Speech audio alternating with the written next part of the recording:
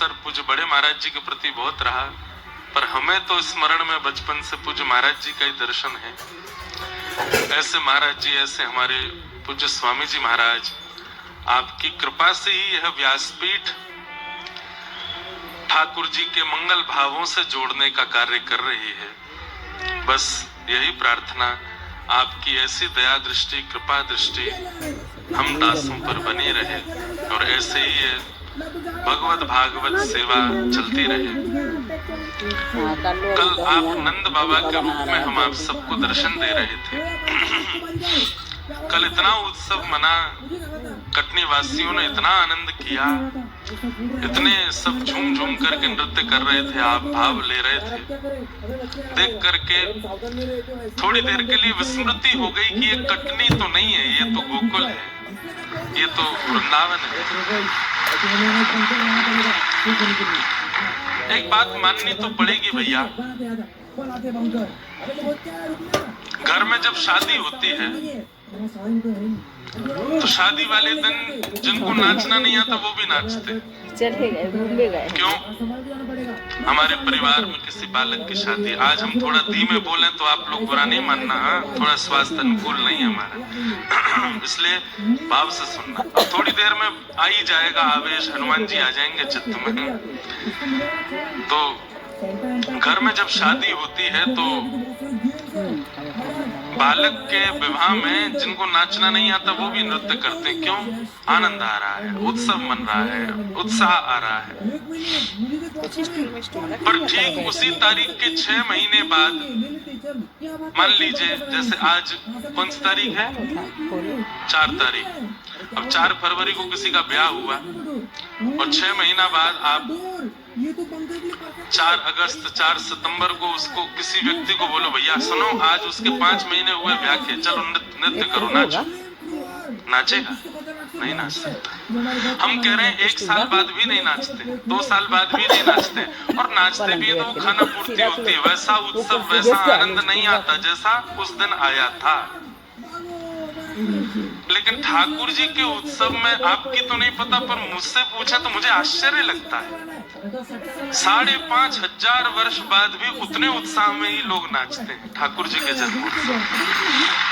और कल जन्माष्टमी तो थी नहीं, मान लो साल में एक बार जन्माष्टमी आती है, उस दिन नृत्य करें ना। हमसे पूछो, हम तो महीना में 4 जन्माष्टमी मनाते हैं। अभी कलकत्ता मना के आए, अब कटनी मना रहे हैं, परसों यहाँ कथा विश्राम करके जाएंगे, रात्रि में जोधपुर में थोड़ा उत्सव करके फिर अपने ब्रज में जटेरी धाम है। अगर आप में से किसी के पास समय हो तो भैया 8 फरवरी से 13 फरवरी तक 6 दिन की कथा है जटेरी धाम। हमारे व्रज 84 कोस में बद्रीनाथ है, सारे तीर्थ हैं व्रज में। क्योंकि लाला को जब जन्म नाय भयो तो नंद बाबा और यशोदा मैया ने सब तीर्थ किए कि एक लाला है जाए। तो जब ठाकुर जी भये तो नंद बाबा बोले, अरे यशोदा चलो सब तीर्थ प्रणाम करके आवे। तब ठाकुर जी ने विचार किया, इतने वयोवृद्ध मैया बाबा है गए, अब ये तीर्थ जामेंगे कैसे काम चलेगा। तो ठाकुर जी ने सारे तीर्थ व्रज में बुला लिए और 84 कोस के अंदर सारे तीर्थ हैं। बद्रीनाथ है, केदारनाथ है, गंगोत्री है, यमुनोत्री है, जगन्नाथपुरी है, द्वारिका है, सब है। तो एक स्थान है बद्रीनाथ, कामवन पड़ता है हमारे व्रज में, उसके पास बद्रीनाथ राजस्थान की सीमा में आता है। तो वहीं बद्रीनाथ पर्वत, गंधमादन पर्वत के नीचे ही एक स्थान है, उसका नाम है जटेरी धाम। मतलब इतना गुप्त स्थान है कि वहां अभी तक लोग पहुंचे ही नहीं है। वहां कथा है और वहां पर इस बार खूब भक्ति वैष्णव भाव के लोग पहुंच रहे हैं। सब लोग वहां जाके दर्शन करेंगे। तो वहां रस भागवत कथा है, मतलब 6 दिन तक श्रीमद् भागवत जी के आश्रय में व्रज के रसिक और भावों का श्रवण करेंगे। तो जिस पे अवसर लगे वहां पहुंच जाइएगा। 8 तारीख से 13 तारीख तक खूब आनंद आएगा जटेरी धाम। तो फिर वहां पे भी उत्सव मनेगा, जन्मोत्सव। उसके बाद फिर 16 तारीख से नैमिषारण्य में जन्मोत्सव होगा और फिर 23 फरवरी से लेकर के 1 मार्च तक वृंदावन में होली महोत्सव है, उसमें भी फिर उत्सव होगा, उसमें भी ठाकुर जी का जन्मोत्सव। तो हम तो महीना में 4 जन्माष्टमी मनाते हैं, और हर जन्माष्टमी पर इतना उत्साह कैसे आ जाता है? भाई एक अवधि होती है, एक समय होता है, उस समय पर ही उत्साह का प्रादुर्भाव होना निश्चित होता है। पर ठाकुर जी के हर वर्ष की जन्माष्टमी छोड़िए, साल में हम लोग कितनी लगभग 30-32 जन्माष्टमी मनाने वाले व्यक्ति हैं। हर जन्माष्टमी पे वही उत्सव कैसे मन जाता है, कैसे आनंद आ जाता है? तो इस बात का प्रमाण है कि मानव के उत्सव में और भगवत उत्सव में उत्साह की कटौती और बढ़ोतरी होने से ये बात प्रमाणित होती है कि वह उत्सव कल्याणकारी है, इसलिए उसमें उत्साह आता है। और हमारे आपके जीवन के उत्सवों में उत्साह का ना बढ़ना, क्योंकि उसमें वो कल्याण नहीं है। अब अपने ब्याह की वर्षगांठ पे हर वर्ष नाच लोगे, कौन सा कल्याण हो रहा है आपका? लेकिन ठाकुर जी के उत्सव में जब आप नृत्य करते हो, जब आप नाचते हो, जब आप आनंद करते हो, तो उसका उत्साह अलग होता है, उसका भाव अलग होता है, क्योंकि वो ठाकुर जी का उत्सव है और वो कल्याण करने वाला। आप नहीं नाचते हैं, आपकी आत्मा को पता है कि इस कीर्तन में, इस उत्सव में नृत्य करने से मेरा उद्धार होगा, इसलिए वो नचाती है आपको। और जब कभी दिखता है किसी का जन्मदिन है, किसी की वर्षगांठ शादी की है, उसमें नाचना है, तो आत्मा कहती है हाँ नाच करके तो मेरा बंटाधारी होना, क्या करना नाचे। तो हम जबरदस्ती नचाते हैं, अरे इसका जन्मदिन है नाचो। कई लोगों को नाचने के लिए कुछ खाना पड़ता है, कुछ पीना पड़ता है, तभी वो नाच पाते समझ रहे हो बात? लेकिन यहां पर 2:30 बजे से लोग बैठे हैं और रात्रि 7:30 बजे नंदोत्सव हो रहा है, ना कुछ खाए हैं ना कुछ पिए हैं, एक ही आसन पर बैठे हैं। और जब उत्सव प्रारंभ होता है तो ऐसे नृत्य करते हैं जैसे कितनी ऊर्जा भर के बैठे, उछल उछल करके कल सब नृत्य कर रहे थे। क्यों? क्योंकि हमारा देह नहीं जानता, हमारी आत्मा जानती है कि इस उत्सव में नृत्य करने से मेरा कल्याण होगा, मैं मुक्त हो जाऊंगी, मुझे भगवत अनुभव प्राप्त होगा, इसलिए वो नृत्य कराता है, इसलिए वह उत्साह प्रकट कराता है। व्यक्ति जीवन से हार जाता है, लेकिन भगवत कार्य में उसको हार नहीं होती। लगता तो है कि मैं नहीं कर पाऊंगा, लेकिन वो कर लेता है। गिरिराज जी की परिक्रमा करने लोग जाते हैं, 10 किलोमीटर तो बढ़िया निकलते हैं, लेकिन 11वां किलोमीटर आते ही आदमी के हाथ पैर बोलने लगते हैं। और फिर वो यही पूछता है कितनी दूर और है, कितनी दूर और है, और कितनी बची है भैया, कब पहुंचेंगे हम। लेकिन मैंने अब तक अनुभव किया कि व्यक्ति भले ही रोने लगता है, लेकिन पूरी करके ही मानता है। क्यों? देह साथ छोड़ देता, आत्मा कराती है नहीं कर, इसी से कल्याण होगा मेरा। अपने जीवन पथ पर जब व्यक्ति चल रहा होता है तो हार मान जाता है कई बार, लेकिन भगवत पथ, भक्ति पथ जब वह चुनता है, वहां आत्मा हारने नहीं देती, वहां उसका मनोबल हारने नहीं देता। देह भले ही साथ छोड़ दे, आत्मा ले चलती है। कितनी बार हमारी स्थिति बनी व्यासपीठ पर हम बैठे ही नहीं पाएंगे, अनिद्रा के कारण, इतनी भाग दौड़ के कारण, इतने चिंतन विचार और ना जाने क्या क्या भावों के कारण, कभी अस्वस्थता के कारण। लेकिन देह साथ छोड़ दे, आत्मा लेके आती है, नहीं इसी से उद्धार होगा, इसी से कल्याण होगा। देह का क्या है? तो कल आप नहीं नाच रहे थे, कल तक आपका देह नाचा, पर कल आपकी आत्मा नृत्य कर रही थी, कल आपका चित्त नृत्य कर रहा था, कल आपका मनोबल नृत्य कर रहा था, कल आपके संचित पुण्य नृत्य कर रहे थे, कल आपका उद्धार नृत्य कर रहा था, क्योंकि ठाकुर जी का जन्मोत्सव है। अरे हम तो मानव हैं, तो देवादिदेव कैलाश पे नहीं बैठ पाते उत्सव को देख के, महादेव दौड़े चले आते हैं, ब्रह्मा अपने कमल पर नहीं विराज पाते, वे दौड़े चले आते हैं, सब देवी देवता दौड़े चले आते हैं, हम तो मानव हैं। और कल भी जो नहीं नाचा, कल भी जिसने नृत्य नहीं किया, तो समझो बाकी आत्मा को उद्धार है ही गए लगे, आत्मा उद्धार हो चुका है, इसलिए नाचे ही नहीं रहा है। कई लोग तब भी यही बैठे थे, क्या नृत्य करें क्या। अरे ठाकुर जी के उत्सव में तो नृत्य करना नहीं पड़ता, अपने आप होने लगता है, हो जाता है। कल खूब आनंद खूब सुख रहा। हमारे स्वामी जी कल नंद बाबा बने, खूब आनंद से सब लोगों को भाव प्रस्तुत कर रहे थे। ऐसे हमारे पूज्य महाराज जी को हम बारंबार प्रणाम करते हैं, बारंबार वंदन करते हैं। मंच पर विराजमान समस्त गणमान्य जन, समस्त विप्रवृंद, समस्त वैष्णव वृंद, सन्मुख विराजमान समस्त विप्रवृंद, भागवत जी की सेवा में नियुक्त समस्त हमारे ब्रह्मचारी वृंद, समस्त श्रीमद् भागवत के संगीतज्ञ गंधर्वजन, आप सभी कटनी निवासी श्रोता भाई बंधु मातृशक्ति बालक मित्र सखा, सबको ऊंचे स्वर में जय श्री कृष्ण, जय सिया राम, जय श्रीमन नारायण, जय जय श्री राधे, जय जगन्नाथ, नर्मदे हर। सबको बहुत बहुत प्रणाम। आज पंचम दिवस की कथा यहाँ प्रारंभ हो रही है। परसों कथा का समय थोड़ा जल्दी है। पूज्य स्वामी जी आज कथा के विश्राम तक जैसी आज्ञा देंगे बस उसी समय में हम कथा करेंगे। परसों कल भी यही समय कथा चलेगी। कल पूज्य पिताजी महाराज गुरुदेव भगवान का भी दर्शन हो रहा है और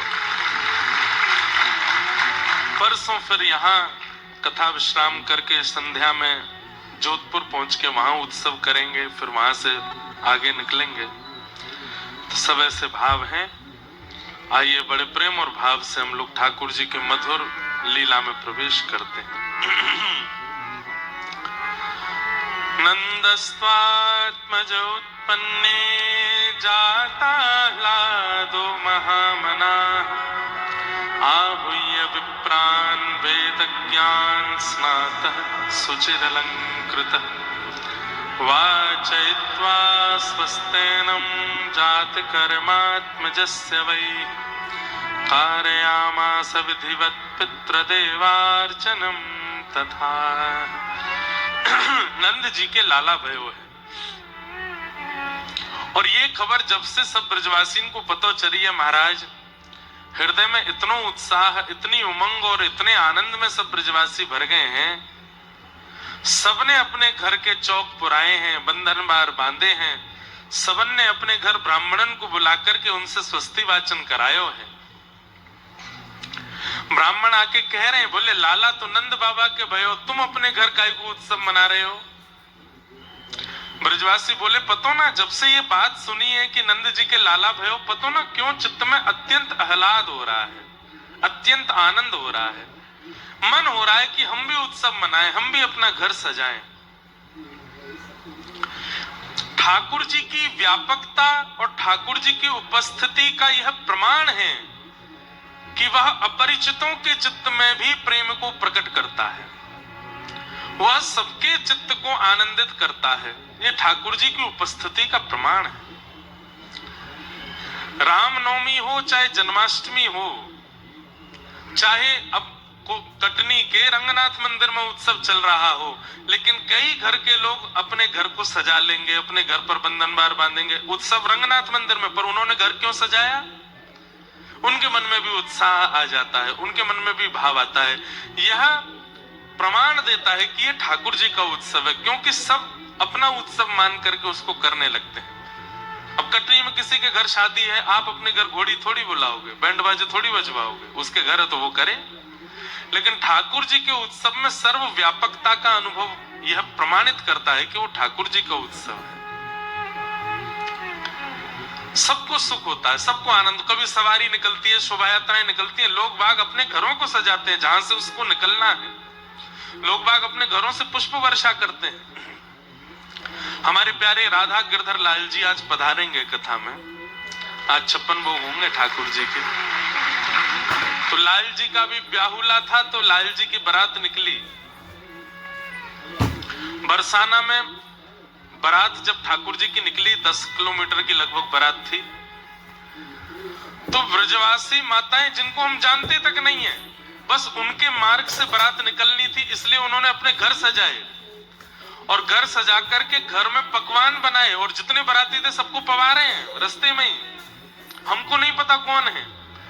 और जैसे ही लाल जी की बारात पहुंची तो वो माताएं घूंघट कर ली। तो मैंने पूछी एक मैया, मैंने मैया घूंघट क्या कर रही है? बोले हम बरसाने वाली हैं, हमारे जमाई हैं ये हमारे घूंघट कर रही हैं। और फिर हमारे यहाँ क्या है कि जब बारात आती है तो गारी गाते हैं। माताएं बहनें अपने छतों पर चढ़ करके, लाखों की भीड़ थी लाल जी की बारात में, और वो बर्तन बजा करके, ढोल नगाड़े बजा करके गारियां गा रही हैं। ठाकुर जी को ऐसे अंगूठा दिखा रही है, हमारे व्रज में इसको सींग दिखाना बोलते हैं, चिढ़ाने ऐसे चिढ़ाते हैं। ऐसे लाल जी को चिढ़ा चिढ़ा करके गारी गा रही हैं। कई माताओं के झुंड मेरे को पकड़ लिए। माताओं की उम्र कितनी होगी? 60 साल, 70 साल, 80 साल। एक मैया थी, उसको तो 2 लोग उठा के लाए। मैंने की कहो मैया? बोले हम सारी हैं, ठाकुर जी की नेक चाहिए। मैंने कहा ये कैसे बाप बन सकता है इनका? हम बरसाने वाली हैं, हमारो नेक कहाँ है? नेक दे के जाओ। मैंने कहा हमारे 4 साल के ठाकुर जी हैं, उनकी 80 वर्ष की सारी है। बिना दांत वाली। तो ठाकुर जी के उत्सव में, ठाकुर जी के लीला में, ठाकुर जी के व्यवहार में आपको अपने उत्सव इतने फीके लगेंगे ना, फिर अपना मनाने का मन ही नहीं करेगा। हम सत्य बता रहे हैं बात। हम तो अपने जीवन का नव प्रसंग प्रारंभ किए दिसंबर में, लेकिन उसका पूर्ण भरपाई हुई जब ठाकुर जी का ब्याहुला हुआ, तो अपना प्रसंग फीका लगने लगा ठाकुर जी के प्रसंग के आगे। और ये मन में भाव आया कि हम कितने भी अपने उत्सव मना लें, कितनी भी सुंदर व्यवस्था करके मना लें, पर ठाकुर जी के उत्सव और व्यवस्था की बराबरी नहीं कर सकते। क्यों? क्योंकि व्यवस्था में सामग्री लगती है, ठाकुर जी के उत्सव में आनंद और भाव लगता है, प्रेम लगता है। आप कुछ मत करो, अपने जन्मदिन पर गुब्बारे लगाना, ठाकुर जी के जन्मदिन पर कुछ मत करना, बस 2 केले के वृक्ष बाहर रख देना घर के, अपने आप ही घर का वातावरण ही बदल जाएगा। ठाकुर जी के उत्सव में व्यवस्थाएं नहीं आती, ठाकुर जी के उत्सव में प्रेम आता है, भाव आता है, उत्साह आता है, और फिर अपना उत्सव मनाने का मन नहीं। के आत्मज उत्पन्न हुए, नंद बाबा ने जाकर के ब्राह्मणों को आमंत्रित किया, ब्राह्मणों ने आकर के स्वस्ति वाचन करके ठाकुर जी का मंगला शासन किया।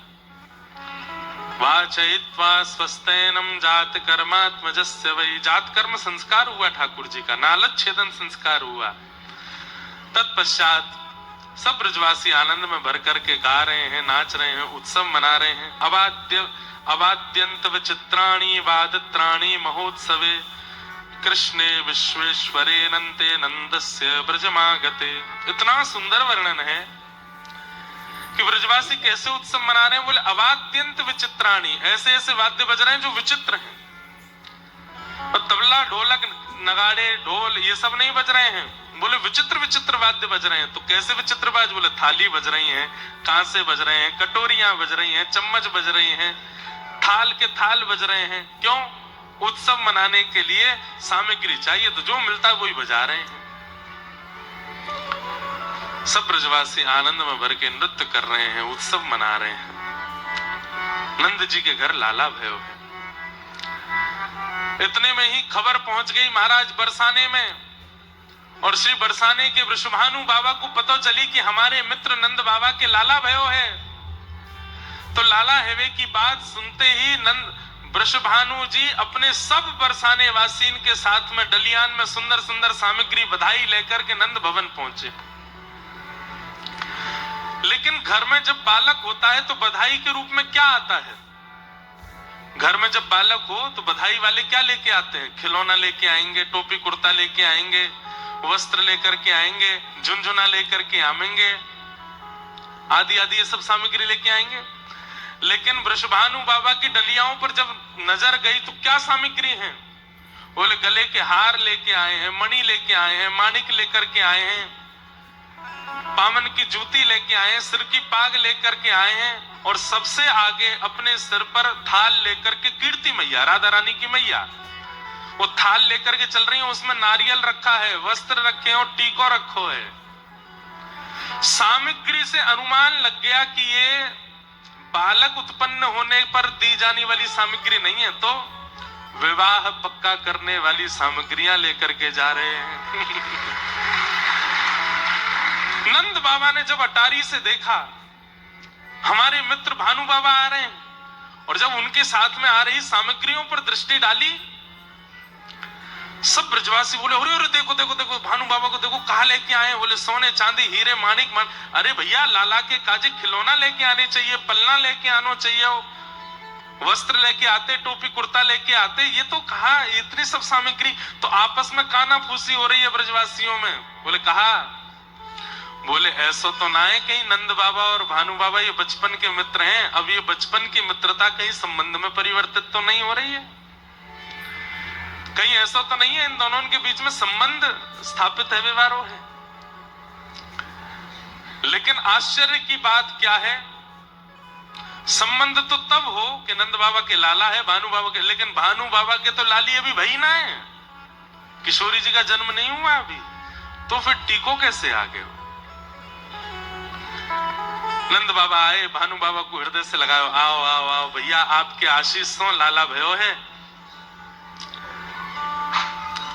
कीर्ति मैया बोली कहाँ है लाला, दिखाओ हमको। जैसे ही पलना के पास गई, पलना से लाला को उठा के गोद में लियो, और कीर्ति मैया ने तुरंत लाल जी को टीको कियो, टीको करके गले में सोने की चैन पहनाई, पामन में पाजेब पहनाई, और गोद में नारियल और दक्षिणा धर दी और अक्षत डाल दिए ठाकुर जी के ऊपर, मतलब रोका कर दिया ठाकुर जी का। कितने दिन के ठाकुर जी हैं? 2 दिना के। 2 दिना के दुल्हा बने हैं ठाकुर जी। कभी सुना 2 दिना के बालक का रोका हो गया हो? अब रोका बोलते हैं कई जगह पे, कई जगह उसको टीका बोलते हैं, कई जगह क्या बोलते हैं, पक्की बोल देते, पक्की हो गई।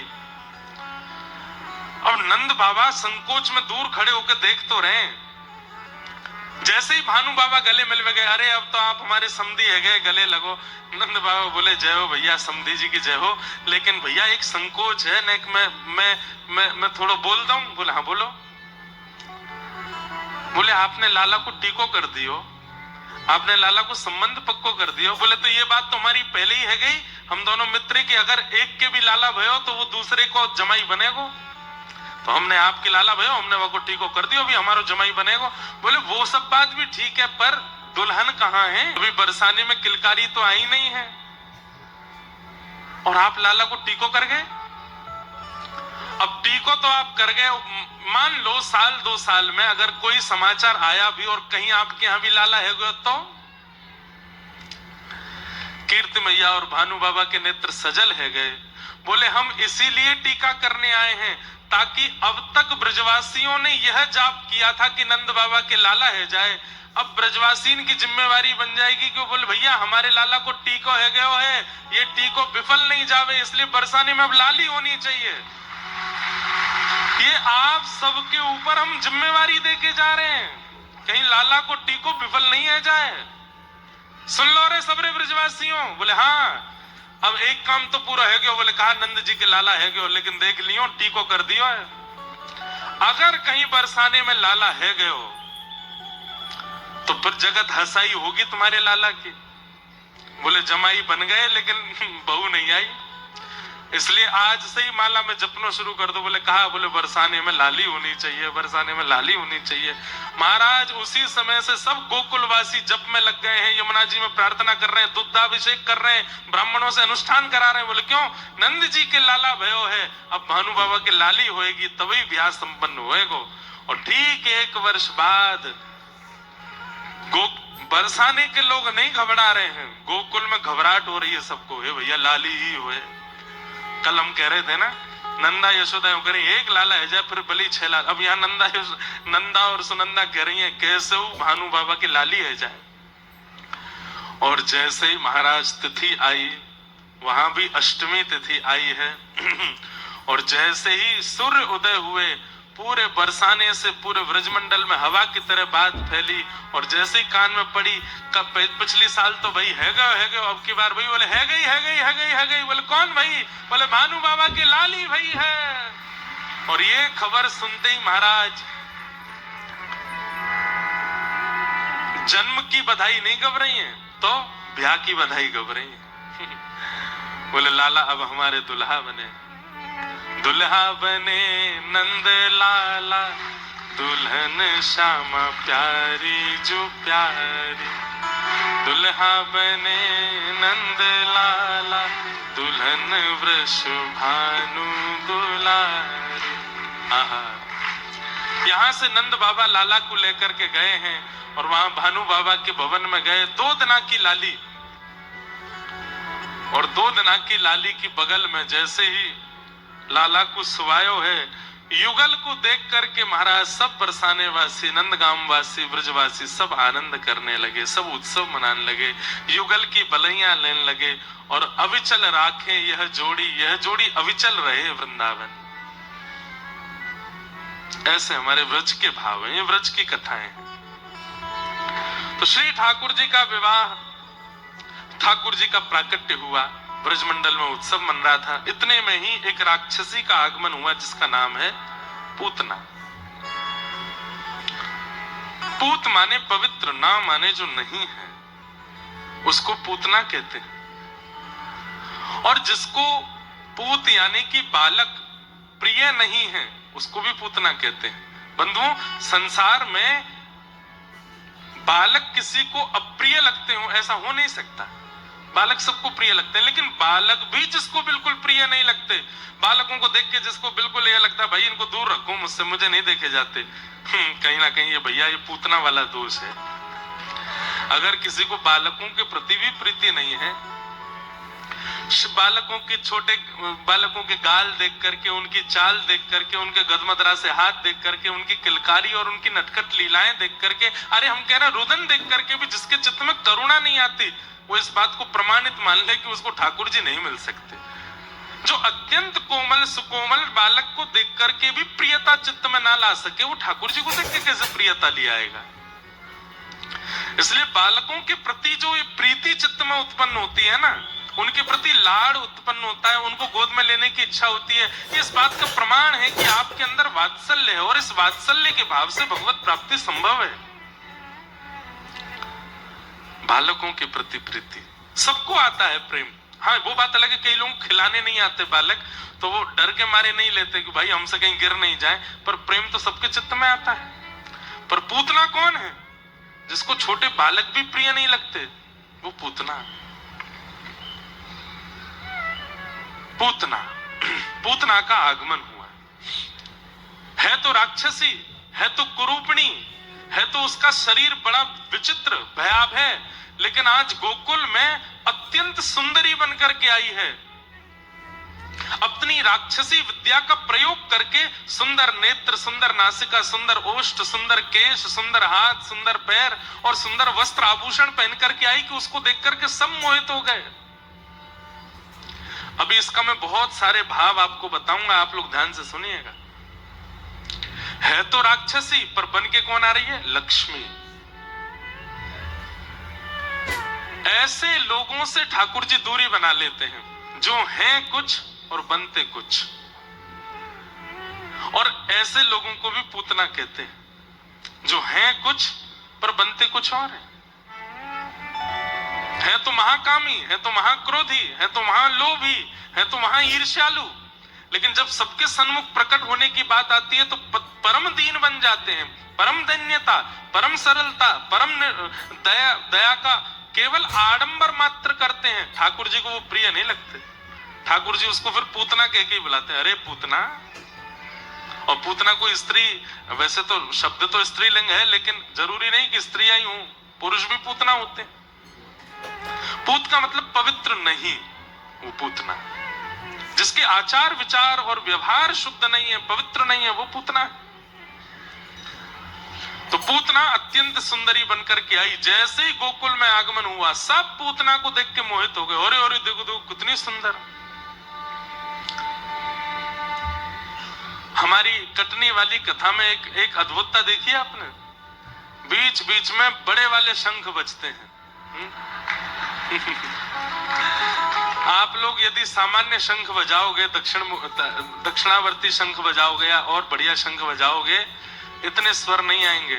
पर देखो, हर चीज को सकारात्मक रूप से स्वीकार करो। अब भले ही जा कोई यंत्र ही रहा है, लेकिन उसका स्वर ऐसा लगता है कि मानो जैसे बीच बीच में कथा में शंखनाद हो रहा हो।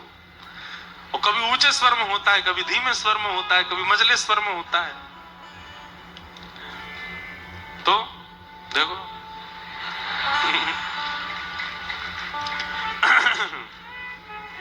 एक और बज रहा है।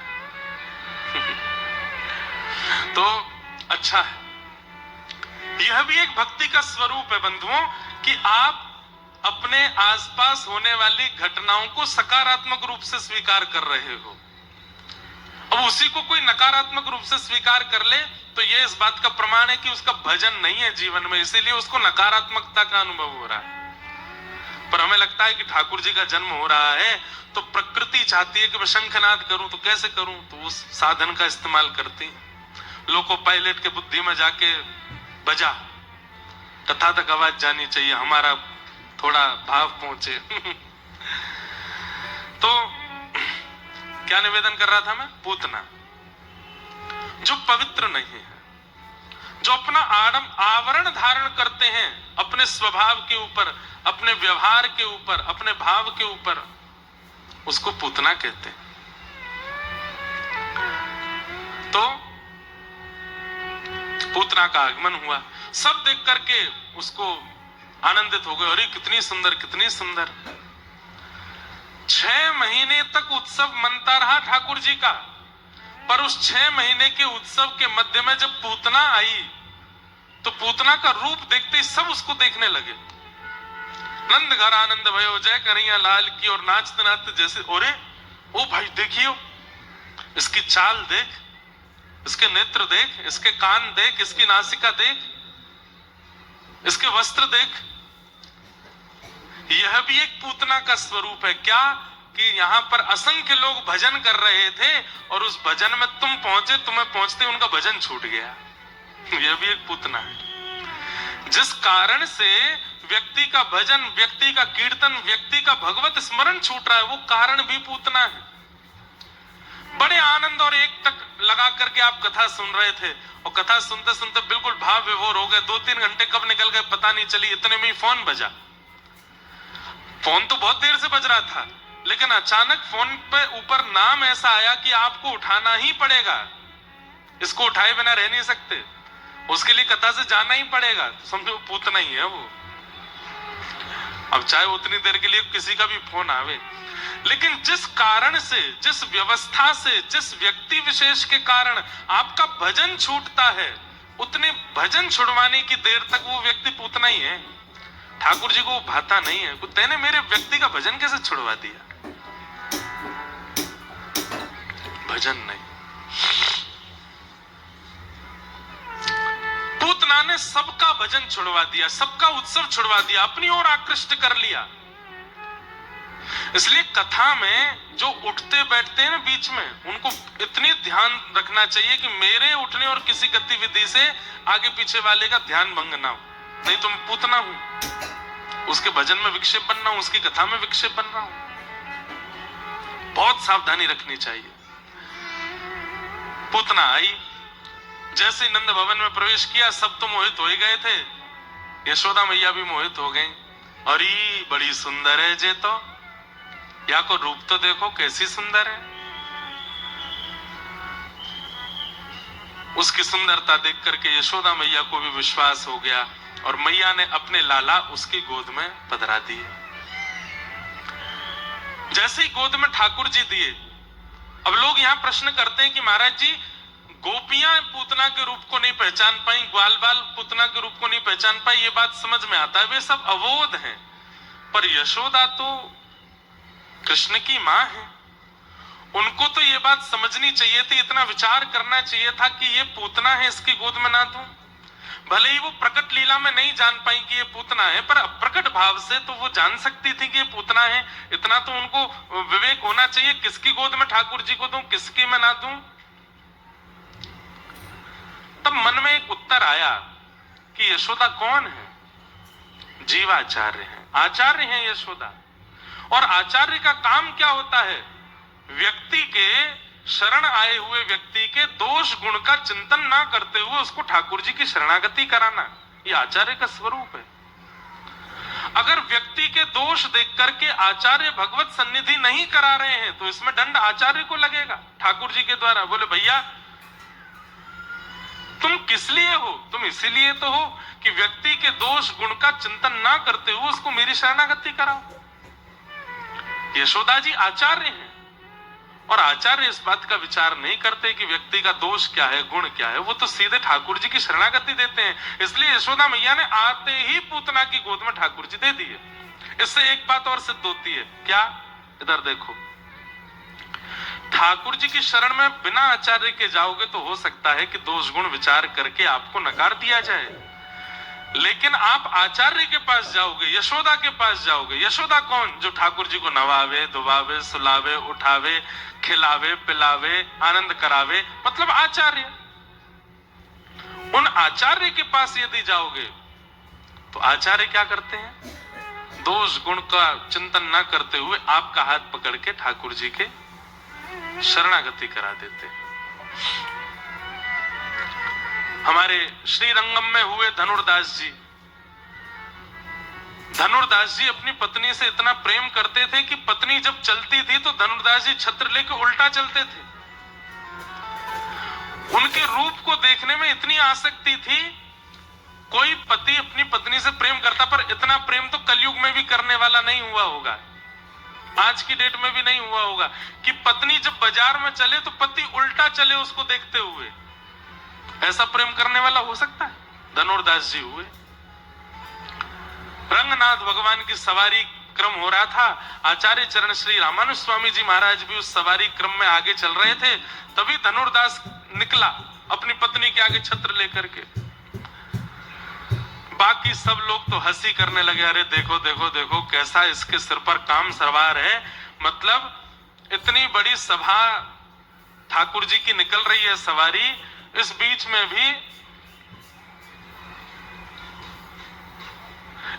में भी अपनी पत्नी के ऊपर छत्र लेके चल रहा है। लेकिन ऐसा विचार करने की क्षमता जीव मानवों की होती है, ठाकुर जी की नहीं, आचार्यों की नहीं। तो जैसे रंगनाथ प्रभु की सवारी निकली, धनुर्दास अपनी पत्नी के आगे छत्र लेकर के निकला, तो बाकी सब जितने पंडित जी आदि सब थे, सब हंसने लगे। बोले देखो कैसा व्यक्ति है, इसको इतना विचार नहीं है कि ठाकुर जी की सवारी निकल रही है, मैं छत्र लेके ना चलूं। लेकिन रामानुज स्वामी जी की दृष्टि क्या हुई कि इसमें दर्शन का लोभ तो है, पर वह लोभ गलत जगह लगा है।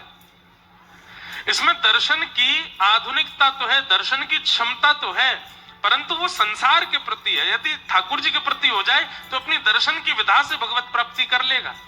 इसको दर्शन का चाव है। स्वामी जी ने कृपा करके अपने शिष्यों को भेजा, बोले धनुर्दास को बुला के लाओ। तो पहले ही सब लोग आश्चर्य, बोले धनुर्दास जैसा कामी व्यक्ति, उसको आचार्य चरण अपनी शरणागति क्यों दे रहे हैं? बोले बुला के लाओ।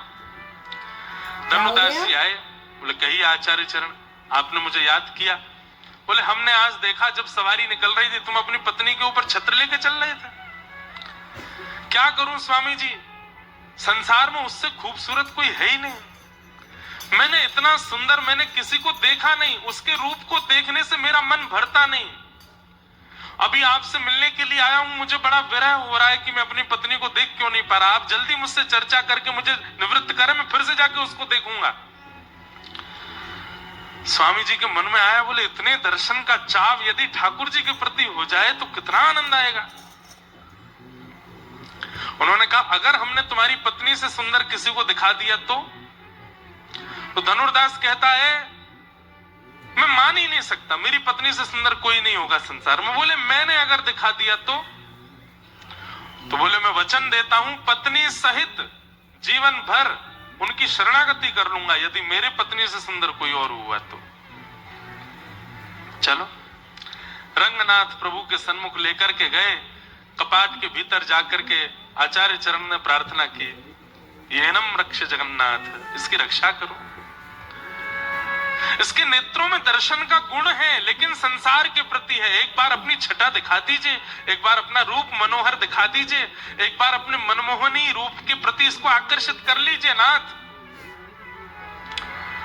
अब देखिए ठाकुर जी ऐसे ही किसी को रूप नहीं दिखाते, लेकिन आचार्य की इच्छा हो जाए कि इस पर कृपा करो, तो भले उस व्यक्ति का भजन नहीं है, साधन नहीं है, जप नहीं है, नियम नहीं है, तप नहीं है, लेकिन आचार्य ने चाह लिया कि इसको ठाकुर जी दिखें, तो ठाकुर जी दिखेंगे।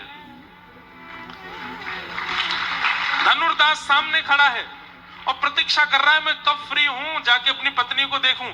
जैसे ही कपाट खोले, शंख चक्र गदा पद्मधारी श्रीमन नारायण शेष नाग पर बैठ गए, और जैसे ही अपने रूप लावण्य का दर्शन कराया, कस्तूरी तिलकम ललाट पटले वक्षस्थले कौस्तुभम।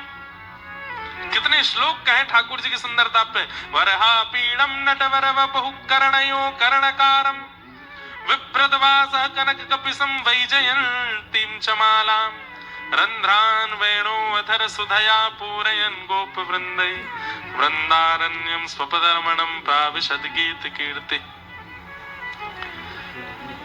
उस नील सरोरुह रूप का जब दर्शन किया धनुर्दास ने, नेत्रों से अश्रुओं की धार बह रही है, पलक झपकना भूल गया, घुटने पर बैठ गया, हाँ नाथ कहकर के हाथ जोड़ करके केवल रूप माधुरी का दर्शन करता रहा।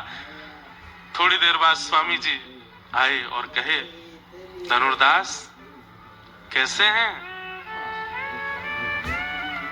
क्या वर्णन करूं इस रूप का, क्या अनुभव बताऊं इस रूप का? बोले चलो जाओ अपने घर, पत्नी को देखो। बोले अब इच्छा नहीं है, अब तो बस एक ही इच्छा। बोले क्या? ऐसे ही देखत रहूं मैं जन्म सफल कर मानूं। बस इनको देखते देखते देखते मेरे यही प्राण निकल जाएं, मैं और कुछ नहीं देखना चाहता। और महापतित उस धनुर्दास को आचार्य चरण ने केवल उसके दोष को, बंधुओं दोष नाम की वस्तु हमारे अंदर होती नहीं है, बहुत ध्यान से सुनिएगा, हमारे अंदर कोई दोष नहीं होता। आज लिखिएगा क्या क्या दोष है, काम क्रोध लोभ ईर्ष्या द्वेष अभिनिवेश अहंता ममता चिंता आदि आदि, जो भी वो दोष कब कहलाते हैं? जब संसार के प्रति हो। और वही गुण यदि ठाकुर जी के प्रति हो जाए तो वो भक्ति कहलाएगा, वही भक्ति बन जाएगा। बस आचार्य यही करते हैं कि दोष को संसार के प्रति जो है उसको ठाकुर जी के प्रति कर देते हैं, वही भक्ति बन जाता है। किसी के अंदर क्रोध है, अब वो क्रोध संसार पे ही करता रहता है, लेकिन ठाकुर जी की भक्ति करते करते कई बार क्रोध ठाकुर जी के प्रति भी हो जाता है। पूरे दिन थाड़े रहते हो, 24 घंटा खाते रहते हो, सोते रहते हो, कुछ करते धरते नहीं है, बस ऐसे ही खड़े रहते हैं। ऐसे क्रोध करने वाले भक्तों पर भी कृपा की है ठाकुर जी ने। केवट की नाव में बैठ गए राम जी, जैसे ही केवट चली, नाव चली, किनारे पहुंचने से पहले केवट वापस घुमा लेता है, फिर गंगा जी में ले आता है, फिर वापस लेकर के किनारे पर जाता है। जैसे ही किनारा आने वाला होता फिर लेके बीच में आ जाता है। लक्ष्मण जी बोले, हे क्या कर रहे हो ये तुम, इतनी देर हो गई बीच भंवर में हमको डुला रहे हो। केवट बोला, नाव किसकी? वो तुम्हारी। पतवार किसकी? वो तुम्हारी। तो मेरी इच्छा, जब मन करेगा लेके जाऊंगा, बैठे रहो भैया, बहुत देर हो गई, हमको पहुंचा दो। केवट ने तुरंत पतवार रख के बोली, बस 5 बार में हार गए, और खुद जो 84 लाख बार हमको घुमाते हो, तब एक बार भी दया नहीं आती आपको। कभी छिपकली बनाते हो, कभी चेटी बनाते हो, कभी चेटा बनाते हो, कभी कबूतर बनाते हो, कभी मगरमच्छ बनाते हो, मछली बनाते हो, 84 लाख में हमको इतनी बार घुमाते हो। हम भी तो कहते नाथ एक बार अपने वैकुंठ के द्वार पे लगा दो, हम तब तो बड़ी आपको दया नहीं आती, यहाँ 4 बार में हार गए। क्रोध, थोड़ी लड़ाई झगड़ा वाली भक्ति भी होती। अब यही संसार में करो तो ये क्या बन जाएगा? ये विषाद बन जाएगा। लेकिन वही केवट जब ठाकुर जी के प्रति उस भाव को कर रहा है तो वो भक्ति बन गया। गजराज तारो तेने आवने को जावने को खावने पकावने को मीराबाई तारी है, नरसी मेहता को तारो वही वार सवारने को, वेदन सुनावने को जय देव तारो है। हे ठाकुर जी, एक कवि कह रहे हैं ठाकुर जी से कि आप बड़े स्वार्थी हो। बोले क्यों?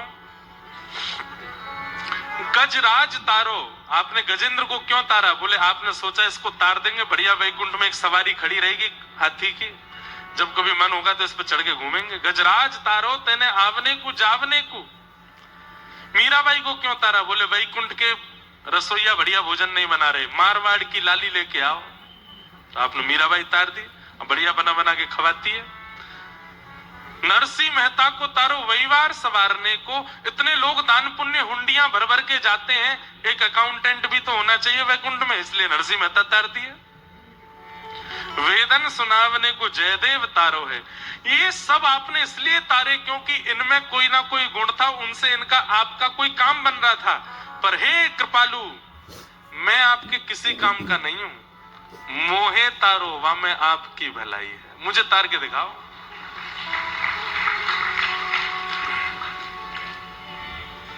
सुना है तारे हैं तुमने लाखों, हमें जो तारो तो हम भी जाने। सुना है तारे हैं तुमने लाखों, हमें जो तारो तो हम भी जाने। हरा अहिल्या का शाप तुमने, हरा अहिल्या का शाप तुमने। उबारा सबरी का पाप तुमने, उबारा सबरी का पाप। हमारे भी ताप पाप भगवन, हमारे भी ताप पाप भगवन। अगर उबारो तो हम भी जाने, अगर उबारो। सुना है तारे हैं तुमने लाखों, सुना। इसको पता क्या बोलते हैं? व्याज स्तुति। क्या बोलते हैं? ठाकुर जी को छेड़ छेड़ करके हम बोल रहे हैं। हाँ, सुना था कि उसको तारा, सुना था कि उसको तारा, पर इनसे कोई गाड़ी, हमको करके दिखाओ तो हम माने। सुना है, गा दीजिए चलो। सुना है तारे हैं तुमने लाखों, सुना है तारे हमें जो तारो तो हम भी जाने। हमें जो हमें जो तारो तो हम भी जाने।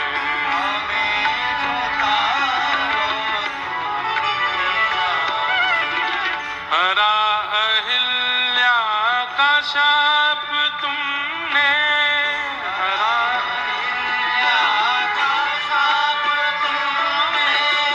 हरा अहिल्या का शाप तुमने, हरा अहिल्या का शाप तुमने।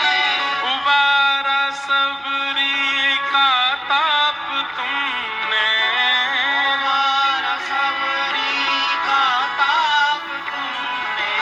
उबारा सबरी का ताप तुमने।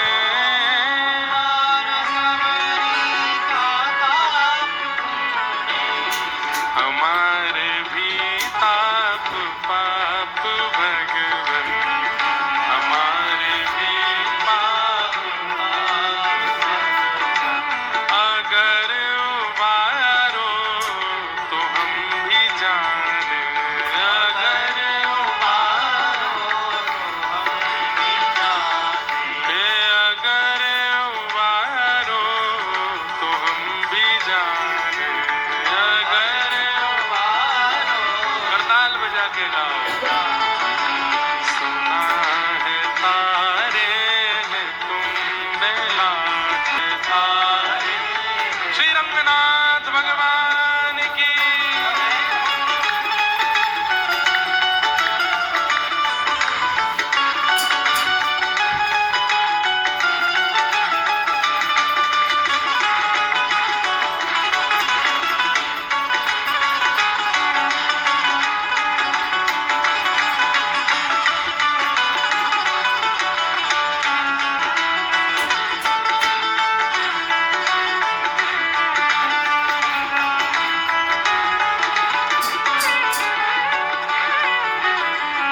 हंसी भंवर में हमारी नैया, हंसी भंवर में हमारी नैया, हंसी भंवर में हमारी नैया, हंसी भंवर में हमारी नैया, उतारो सागर से कन्हैया, उतारो सागर से कन्हैया, उतारो सागर से कन्हैया, उतारो सागर से, और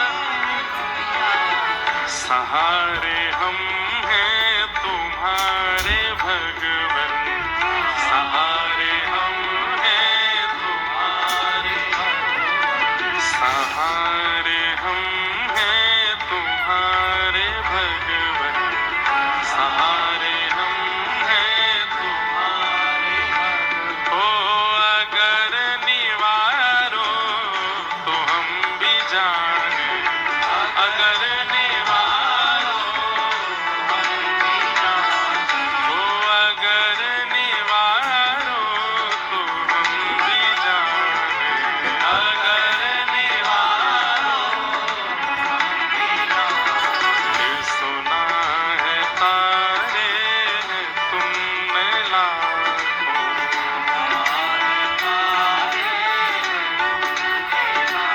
ओ हमें जो तारो तो हम भी जाने, ओ हमें जो तारो तो हम भी जाने। निशाचरी को सहारा तुमने, निशाचरी को सहारा तुमने, उतारा पृथ्वी का भार तुमने, उतारा पृथ्वी का भार, उतारा पृथ्वी का भार तुमने, उतारा पृथ्वी का भार।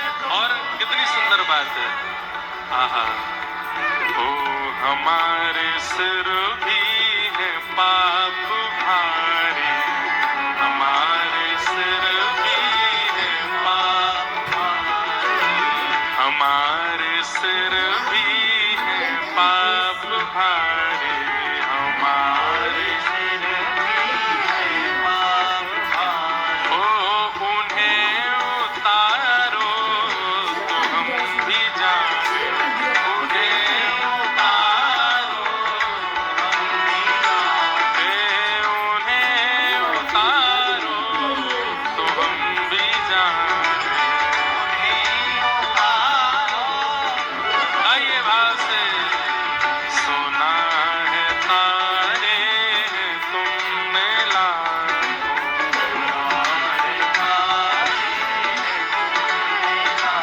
ओ हमें जो तारो तो हम भी जाने, हमें जो तारो।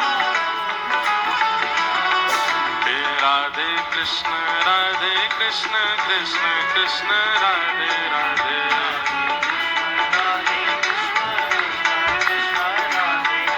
ओ राधे श्याम श्याम श्याम राधे राधे,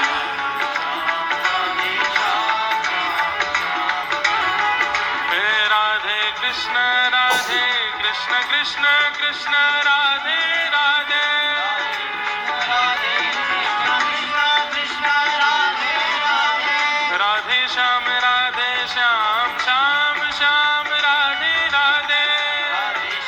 राधे श्याम श्याम श्याम राधे राधे, हे राधे कृष्ण कृष्ण कृष्ण राधे राधे,